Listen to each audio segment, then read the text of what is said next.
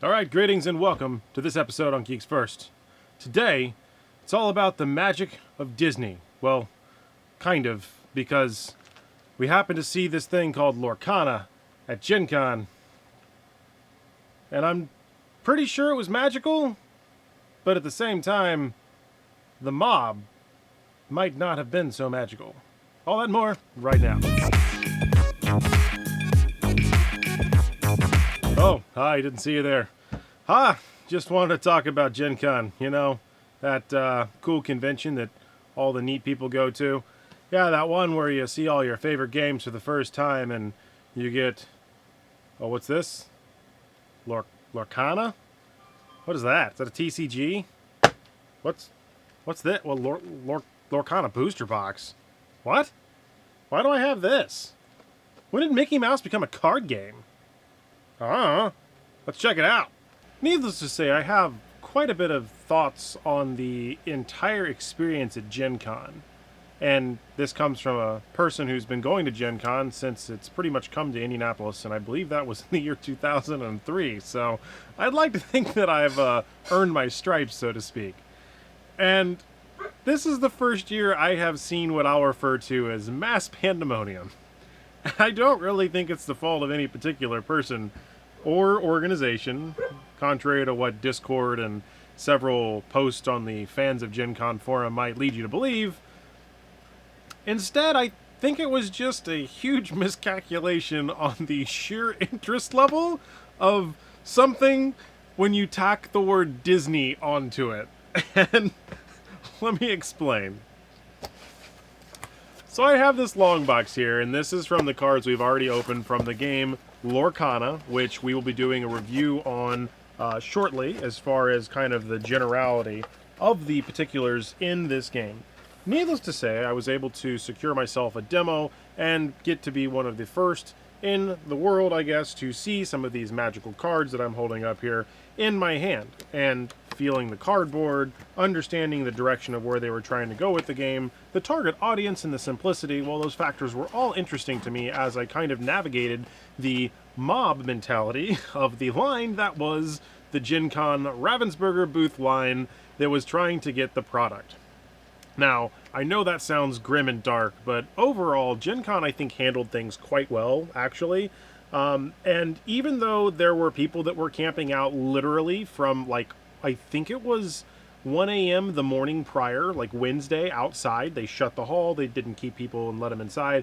And then day one, which is that Thursday, they were lined up at the whole thing. I'm sure I have footage of it somewhere, but that's not the point of this. The point of this conversation is that while it was a miscalculation, in my opinion, that someone somewhere didn't understand that when you add the word Disney and the word trading card game in the same sentence, everyone comes out of the woodwork, from enthusiasts to scalpers and every manner of individual in between.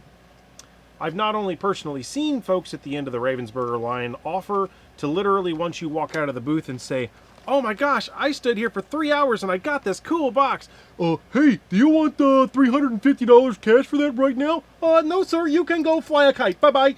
Because that was basically what some people were doing at the end of the line. And more power to them. If they want to try to scalp it, let them scalpers be scalpers. But I'm looking at this from the playability standpoint.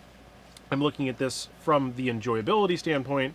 And I'm looking at this from my childhood now being in little cardboard rectangles. So to me, it checks a lot of boxes, and I'm very excited that this game does exist. Whether it will be a competitor long-term for Magic the Gathering, Pokemon, Yu-Gi-Oh!, Flesh and Blood, or any number of other games such as, well, I'll just leave that for another video. But I don't think their initial target audience is the super highly grindy Magic the Gathering Pro Tour or the super intellectual Flesh and Blood World Champion Pro Tour. I don't think that is their target audience. I think their audience is the general public. I think their audience are the people who enjoy the Disney intellectual property, the characters within the universe, the Mickey Mouses of the world. I'm a fan of Captain Hook, Tinkerbell. The deck that I actually played at the demo was I believe it's considered, there's different terminologies here, but it was I think it's a metal, what do they call this? Hold on. It's a sapphire and steel. So that's the deck that I played at the demo. And let me tell you, that Captain Hook, because I like pirates, and I like Captain Hook, really spoke to me. But there are other cards that I did not ever watch those movies or shows, so I'm not going to necessarily have that interpersonal connectivity to those characters. That doesn't mean that I'll not grow to like them, or it may even spawn me to go to my Disney Plus account, because yes, everything is interconnected in this world, and I might actually go watch these movies that I'm like, I don't remember ever seeing this as a kid, or maybe they've re-released it and this is something different. So now, the $1 million question is, where do you go from here? Well, I have the 3 starters, which are now sleeved up and ready to go. And we've opened a couple of boxes, and I'll give my raw initial first impressions. Now, I think that one thing that has been overlooked, or at least not stated so far, I'm going to give credit to an individual. I'll try to reference their name below here. I heard them say this, but I felt I knew the term. I just didn't know how to put it into words. And now, I believe I will leverage his terminology, because that terminology, in my opinion, is the correct terminology. That terminology is generational appeal. And why is that such a powerful component? Well, I'm in my mid-30s, and my sister is younger than me, and her children, who were born recently, are much younger than us. Will they all enjoy this game? Well, if it stands the test of time, I'm pretty sure that there'll be characters they put in this that will absolutely be enjoyable to every generation. And again, depending on the movies you grew up with, you're going to have different sentimental attachments to different characters. I watched The Lion King. I watched 101 Dalmatians. I watched Aladdin. I don't know. I probably should know who this is. And you're going to laugh at me, because I probably don't, right? But that's the fun. It's Mona, because it's on the back here. But I don't know what movie that's from. I couldn't tell you. 1 second.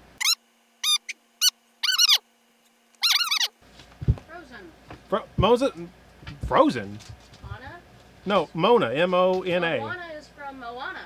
Well, that's not Moana. That's Mona. So who's Mona? What? What's Mona from? That is Moana. It says Mona. M-O-N-A. Moana. Moana. English, not my strong suit. What about Aurora? Sleeping Beauty. Okay. So there you go. Perfect example. She knows things that I don't. And that's why I love her.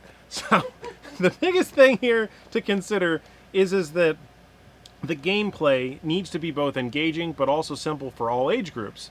And I can see what they're attempting to do here. I did go to the Disney Lorcana meetup group. That was an after-hours event at Gen Con. It was an unofficial meetup. It was the people in the Discord server, which is actually where we took our video rig and we opened up our first boxes to kind of share with the folks that were there, because not everybody that I'm aware of was able to get the boxes on day one.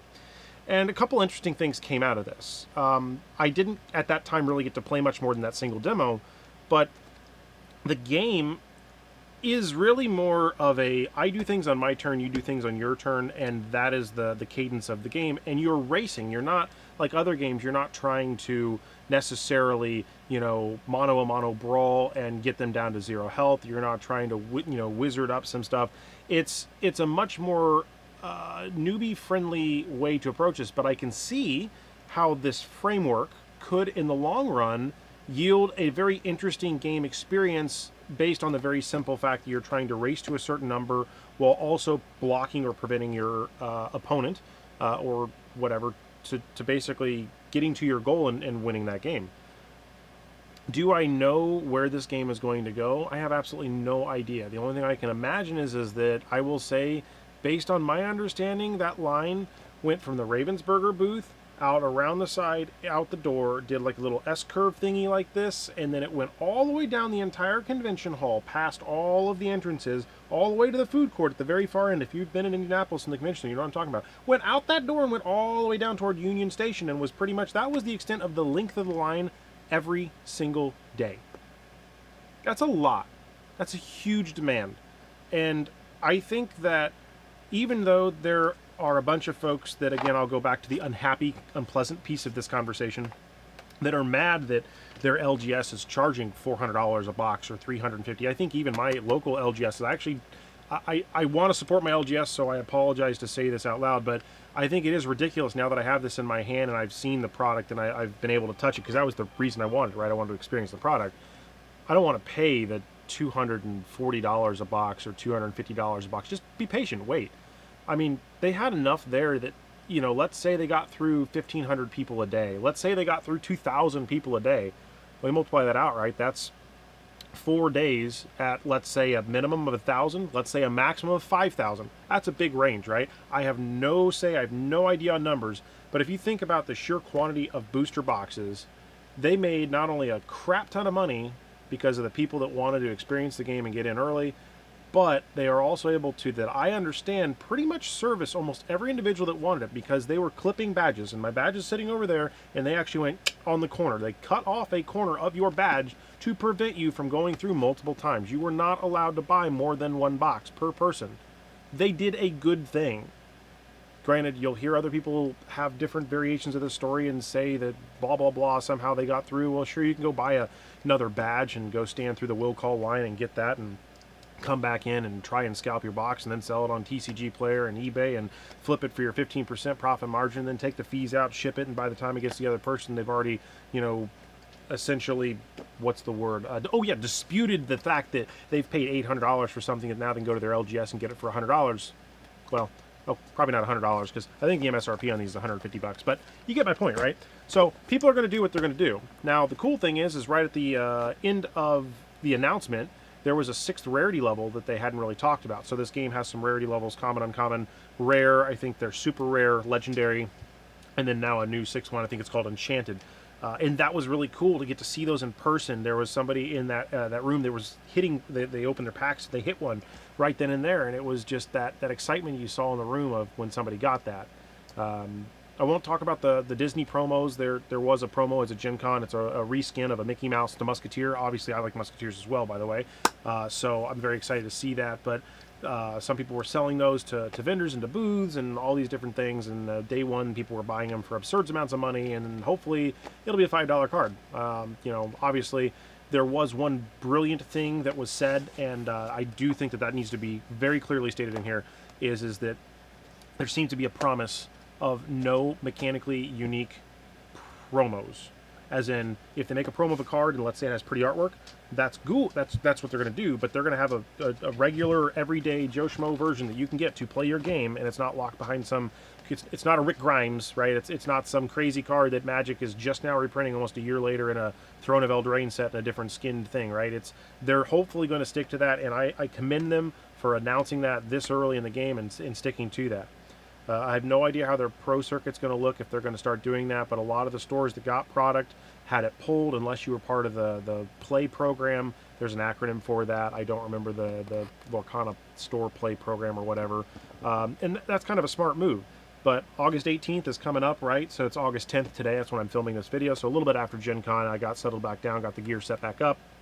And I really do think that they're going to have this in big box stores. You're going to have it in Walmarts, Targets, GameStops, Best Buy, and they're going to have the different boxes. I'm going to try to track down a treasure trove and some other stuff. And again, I know certain LGSs are trying to sell that thing for an insane amount of money, right? I hope that prices come down to earth, and I hope it's not just a straight scalper's market. Scalper's paradise, right? That's not the idea. But some interesting last tidbit before I wrap this video up with some other final thoughts on specifically Lorcana and Gen Con is that in the contents of 2 boxes between the one I purchased and the one the wife purchased, we were able to get 98% of the entire set. We hit 10 of the 12 legendaries. We hit all but I think 3 of the super rare level, and we were able to get at least one of every rare, uncommon, and common. Most of the time we were able to hit play sets of 4 commons. I think almost some of them had between 2 and 4 uncommons. And with the rares, again, I think it was pretty much either 1 to 2, or some of them had 4 rares. Obviously, there's some distribution there. But it was interesting to know that within 2 boxes, you were pretty much able to, if you were a set collector, you're done. You're not going out and trying to scrounge up a whole bunch of other stuff, unless you're going for foils and enchanted and doing the full thing, which their foils, by the way, look very pretty. It's basically like a cold foiling effect. I don't know if that's the official terminology they're leveraging for this, but I was doing some very close-up, detailed imagery of the foiling, and in this case, this is the Mickey Mouse from the starter right here. And one of the cool things is in the corner where the symbol is at, you can see this kind of gold filigree on the ink symbol. This is a super rare, by the way, for those that are curious. And, you know, they did things where they have, obviously, the number of the set. It's Ian for English. They have the artist name on there. I'm assuming 1 means set 1, right? So they've done as much as I could imagine a game wanting to do. Step 1. Like these here, by the way, these are our duplicate higher tier cards out of that box. So we got 1 duplicate legendary and looks like 5 or 6 duplicate super rares. I'm going to obviously do a full review when we get down to it of the starter decks and how they play against each other, as well as some stuff like that. My only initial thought is, you know, a starter deck is designed to get you into the game. It's not a premium product. And their little tokens they give you with the little playmat to begin with, obviously, is just that. It's a starter product. It's not a, you know, heavy acrylic token. It's not a Pokemon coin. It's not a premium playmat with stitched edges and things like that. It is the, how do you get in? How do you play? Do you like this game? Great. Let's go find the other products that contain those items. The other things I didn't get, because I guess we weren't able to find them at Gen Con, is they had sleeves for this game, and they also had playmats as well, and like a pin or something of that effect. Didn't get those. I don't necessarily regret it, but at the same time, when the opening video comes out on that night, the mat that we're opening on is for the game that I primarily play, which is Flesh and Blood, because that was the mat that I had. So I'll be looking for those mats just to obviously have one, so that it's nice to keep that. But other than that, that's my raw first impressions on Disney Lorcana, and honestly, I think that they have a bright future. And that's a fun segue into another topic, which I know is not for this video, but a new Flesh and Blood set came out, and it's called Bright Lights, so I'm very excited about that.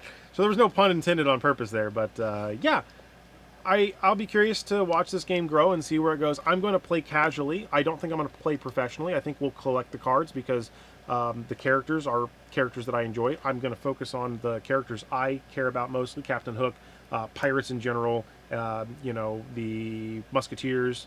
So that's what I'm going to enjoy. I'm just going to enjoy what I enjoy. And I recommend you enjoy what you enjoy as well. And if you like this content, please feel free to give me a like, share, and subscribe. I'll greatly appreciate it. And until next time, may your games be fun and your friendships grow. Cheers. Your captain.